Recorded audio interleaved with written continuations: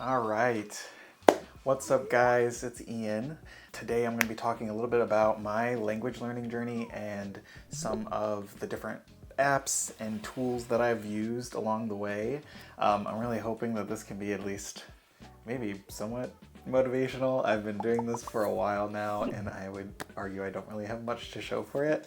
So more of a keep at it kind of way. So if you're new to the channel, which at this point everybody is, because this is my first video. I don't know if you can tell by the fat goose egg of subscribers you see down there, but really I'm planning on making a ton of different content about a lot of the different hobbies that I enjoy doing in my spare time. I tend to dive deep into the details, whether it's, art, whether it's Japanese language learning, whether it's books. I tend to dive deep, and I feel like a lot of you are probably the same. So I'd love to share what I found and hear what you guys have as well. I'll just get right into it. So to start out my kind of language learning journey, my first exposure to Japanese had to have been almost 20 years ago now. So I'm 29 now. And maybe when I was 9 or 10, it was on, I believe it was Toonami. I'm here to tell you about Toonami Jetstream, your online source for the finest anime and action cartoons on the net. And it was a show called Hikaru no Go, so I watched it dubbed at the time. And for those of you who don't know, this anime is about this kid who gets introduced to the game of Go, and he gets, not possessed, but he gets this Go master that's like a ghost that's kind of following him around, almost haunting him and telling him how to play the game. And that's kind of the adventure. This might not be relatable to anyone, but that was my first step into it. And then I started moving into a bunch of other anime like Naruto. I don't know if any of you guys remember the old days where it's you're finding them on YouTube and there's multiple parts. Sometimes there's a part missing. That was kind of my first exposure to it. I got to a point where I was watching it with subs. I think that's kind of important because as you're hearing a different language, I feel like that does play a role, especially when learning long term. So definitely something that I've experienced. So first up, right after anime, that was really my exposure up until 2019. The first thing that I got introduced to was Anki after doing, some deep diving in YouTube, I'm sure we all have done. And I'm gonna try and show you guys on the screen. Let's see, this is my my first attempt at doing this, so let's see if this works. So had a couple different decks that I installed. Some of these I'll talk about a little bit later because I didn't use them until later. I have the Kana deck that you see here is really hiragana and katakana. So I did that as a review. You can see I haven't used this in a bit with all of these new and do cards. And then the other piece was wanikani as well, where it has a breakdown of the radicals that make up the kanji themselves, and then vocabulary that use the kanji. So things that I really enjoyed about this and things that maybe I didn't enjoy as much. So with the Wanikani deck specifically, at least initially, hooked on it because I feel it's very foundational. You learn from most simple radicals and kanji, and then it kind of builds up in complexity. The only issue with it is that you're not necessarily getting the most relevant words. So you'll get a lot of different things that just I don't know, you're not going to necessarily be using in day-to-day life. Say either you want to watch Japanese shows or read Japanese books or read manga or watch anime. It's not going to necessarily be as relevant to you. And that was the piece that I feel I had issues with. So I'm going to kind of look at just the breakdown here. So I'm going to show you for this specific kanji, the setup that they had for Wanikani is they talk to the meaning of the kanji, the onyomi and kunyomi, as far as for the different types of potential pronunciations for the kanji itself. And then they give you mnemonics that you can use, which I think is super cool. It's something that I still use now. And then that's the kanji setup. The other piece that this has is really around vocabulary that I was talking about. So then it takes those kanji and it builds on them and shows you vocabulary that's related to those kanji. Again, which I think is great. Probably heard that pretty loud. And that is, wow, what an example that we have here. The one thing that I feel like I wanted to, that I felt like I was missing from this is, again, the relevance of the words and then the examples. Somebody's gonna have to correct me on this, I'm not sure, but I feel like a lot of the examples didn't necessarily build on what you already knew, so a lot of the times you had a lot of vocab that you wouldn't necessarily already know in the context or the example sentences that they have at the bottom.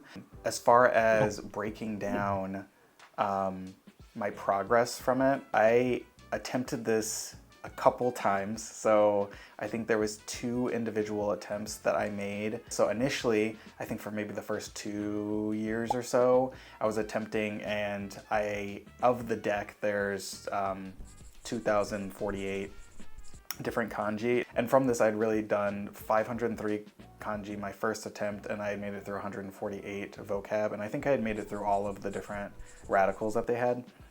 And then my second attempt that I had leading up until 2024 was 425 kanji. I did 1,231 vocab. So I had marked this as like I'm reaching in 5 standards,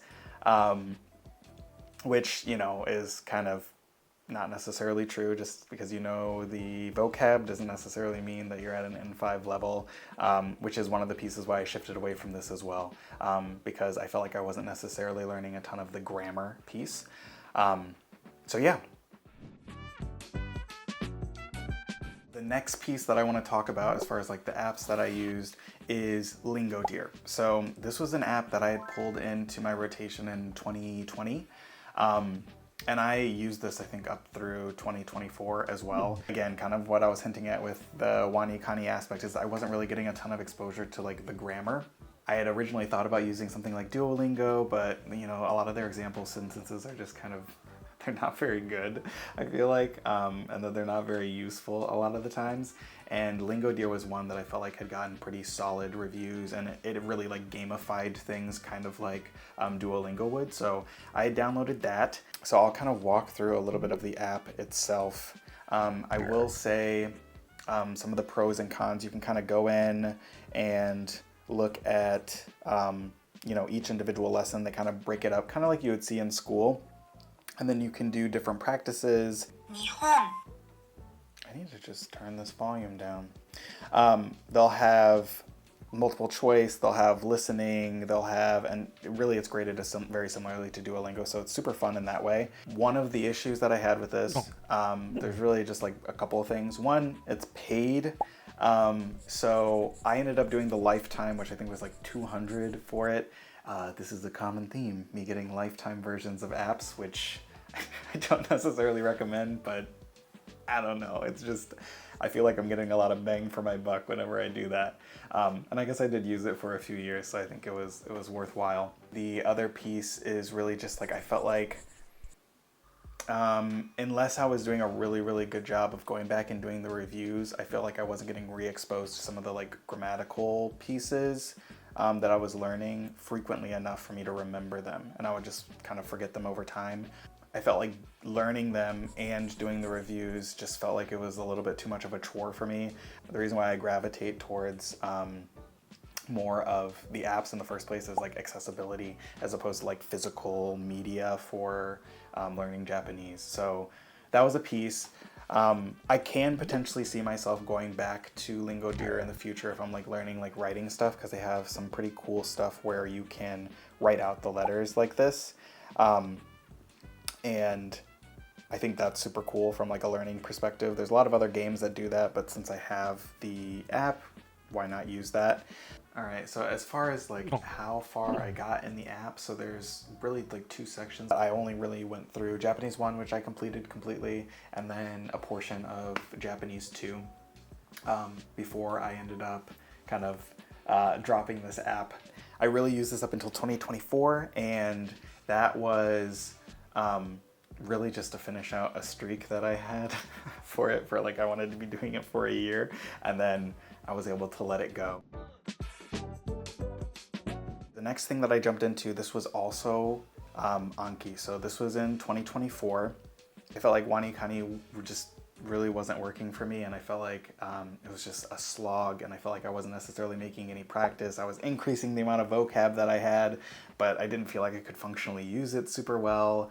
It also didn't seem that relevant. Really, the next thing that I dove into was Kaishi, the like 1.5 deck, which again is Anki, and then it kind of builds on itself. So it's like a lot of the things that I was like really excited about and like wanted more of from Wanikani. It's kind of like the deck now. At the time when I was researching it, I don't know that it was popping up a ton, but again, I feel like sometimes you research and you find one thing, and then other times you research and you find something else. But I loved the example sentences. The little pictures are super cute.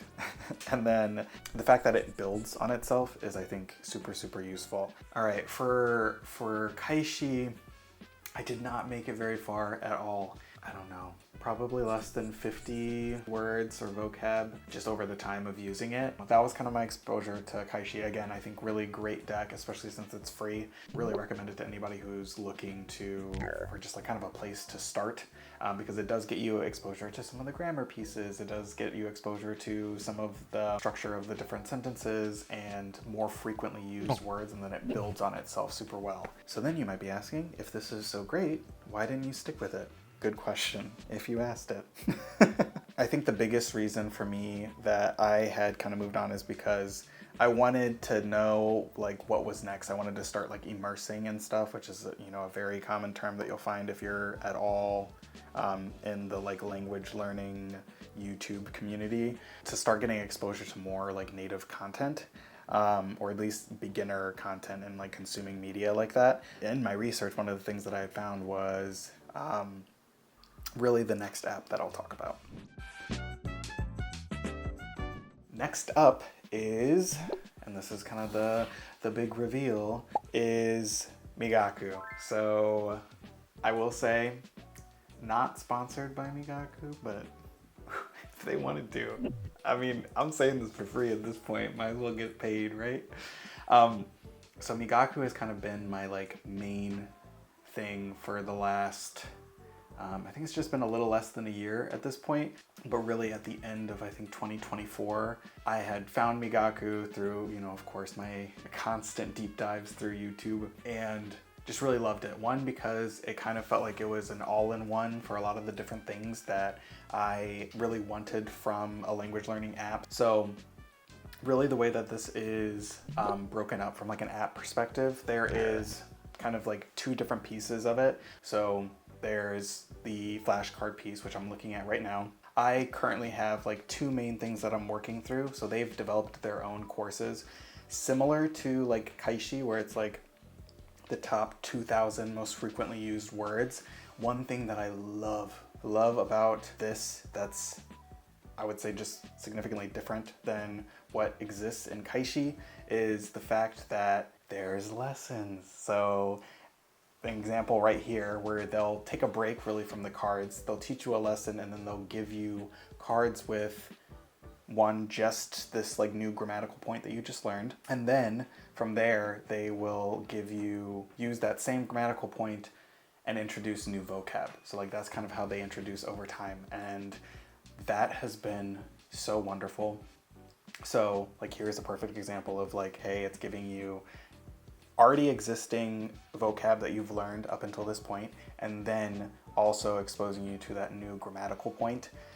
So if I was to go through, and then this next piece is new vocab that you're learning there, but with the same grammatical point. And then like Anki, it sorts through and like filters out like when you're most likely to forget this next vocab card or grammatical point, it'll bring it back. You'll notice that there's also like the Kanji Academy, which this one goes through and shares the breakdown of the kanji that would then make up the different types of vocab.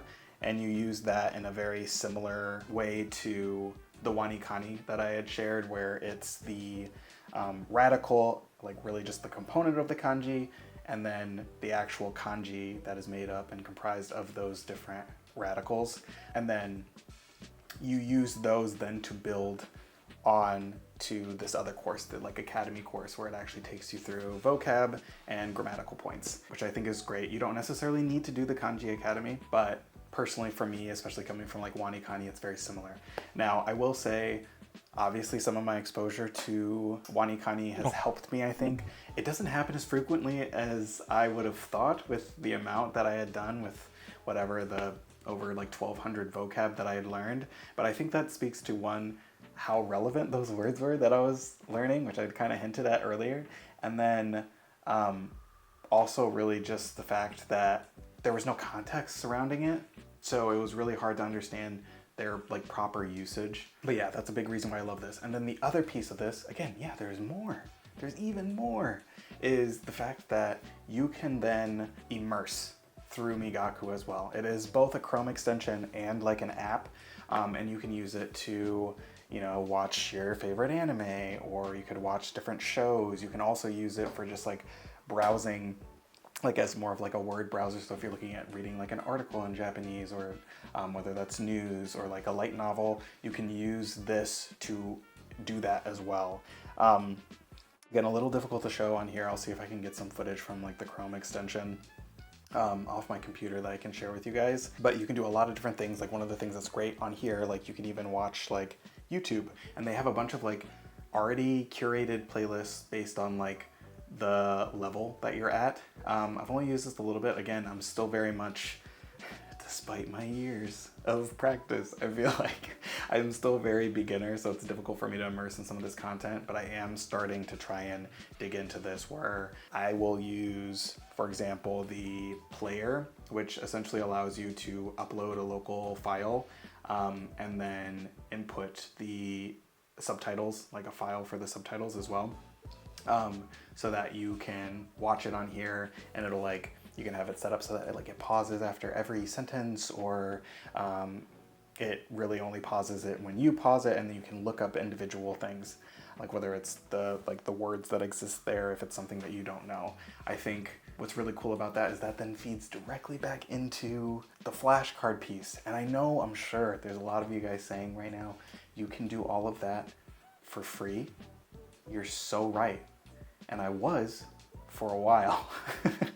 And this is like really when I was first really in between using Anki and like that, like the end of using Lingodeer. That was when I'd really dove deep into using the, I'm trying to figure out what the browser extension is that I was using. Just looked it up, Yomitan. So that was the like extension that I was using, where you can like do like inline lookups. You can use it when you're watching videos as well, which again is great. All of this, there's free alternatives, but the fact that this works seamlessly, and by seamlessly, of course, there's still bugs and stuff that they'll be working out over time, but for the most part, pretty seamlessly all together in one system is just so great. Again, Migaku. I know I don't have any subs, but you know, if you want to sponsor me, I wouldn't be mad. So that's kind of a breakdown. Again, there's a lot of other features, and I could do another video just kind of deep diving into a lot of the different things that you can do with this app, but it has been wonderful, and that's kind of like where I'm at now. Again, as far as like progress, how far I'm making it, I'm currently at, and this is another piece that I love, is that's kind of gamified too, is I know 719 words, which just seeing that number go up, I don't know, it just feels great seeing it just like slowly grow over time as you're going through the different like lessons. And then that includes any words you're finding during your immersion, whether it's like an article or whatever. If you add it as a card, and then once you have reviewed that card, I think it's like 5 times, then it's counted as like a known word. And I think that that's just super great way to keep track of it. And the fact that you can go through your immersion and it marks all of the things that you already know versus don't know is, I think, another thing where it can like give you essentially a rating of like how difficult would this piece of content be for you to learn based off the words that you have. So love that. Again, I know that there's other alternatives as well, and there's ones that are free, but the fact that this is just so like pretty seamless is, I think, the piece that makes it most appealing to me. Again, because I'm using apps in the first place for convenience, so the fact that this is kind of a one-stop shop and there's a lot like less messing around that I have to do, like using Yomitan was great, and setting it up was like it was definitely a process. And I feel like getting things to work where you're hooking it up properly to Anki so that you can then generate those flashcards in Anki. Again, just like a lot more work. And I was doing that for a while, but this is just so easy. So that's like, hey, I'm getting exposure to the different kanji, but then also the different vocab. I'm getting exposure to them through relevant example sentences that would actually be said, as well as getting exposure to the different grammatical points as well. Again, really have loved using it, even though there's like little things here and there, like they're definitely still working on some bugs. Like for example, the video player, I've been having some issues with just getting it to work on my phone for it to like load the content, and I'm not sure if that's just because the file sizes that I'm using are a little bit too large, but it's just kind of inconsistent, versus on the extension it works great. That being said, the pros way outweigh any of the cons that I feel like I experienced with this. So as I hinted at earlier, this is also one that I did a lifetime access. You know, I'm a sucker. I'm a sucker for feeling like I'm getting that value. There's constantly like different discount codes that exist out there, so it's not nearly as expensive as you know, you would think it would when just looking at their website. So I decided to go with that, and I've really been really super happy with it. And whether that's an effect of the fact that I spent money on it or not, I don't know, but that's kind of TBD long term. But yeah, that's really some of the only complaints that I can think of. There's a few other like just pieces of content that I use. So like I do follow and watch quite a few different YouTube creators around just like Japanese language learning as far as like extra resources. So I'll link some of them down in the description as well. Please give them a follow. They make some really great content.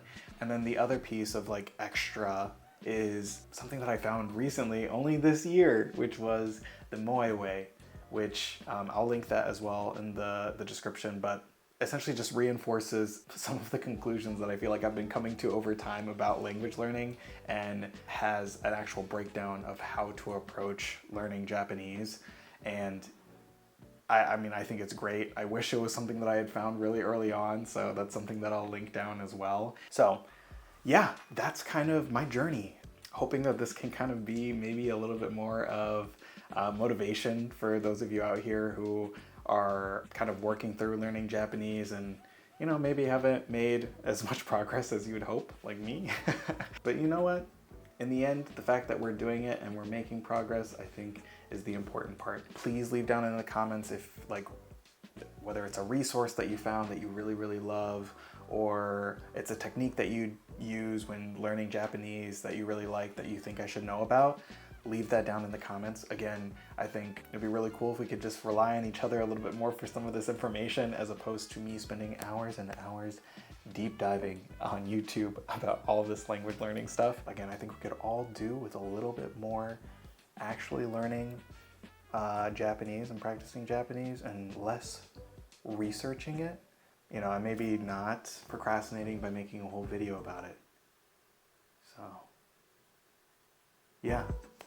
So I do plan on making additional content around like Japanese language learning. I want to do a video, for example, where I'm like rating my ability. A lot of people do that, like progress tracking, and that's something that I would want to do as well. And as I'm ranking it, you guys can tell me whether or not I'm delusional or not in my rankings, and how I chose to rate myself on whether it's pronunciation or comprehension. Yeah. And then if there's other things that you enjoy, like I'm gonna try and provide a list of things that I plan on posting about.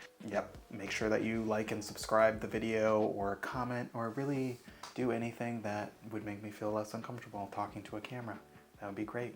But yeah, until then, I'll see you guys later.